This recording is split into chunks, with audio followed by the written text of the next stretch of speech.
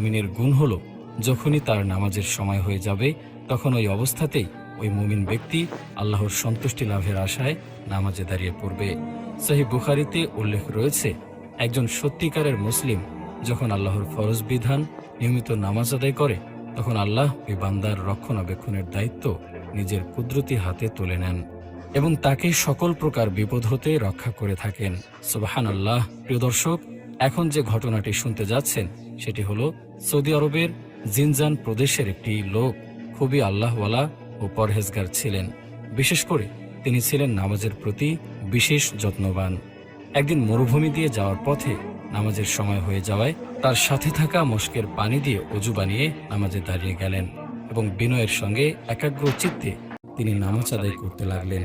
কিন্তু নামাজরত অবস্থায় মরুভূমিতে থাকা একটি বিষধর সাপ হঠাৎই তার মুসল্লার সম্মুখে অবস্থান করে এবং ওই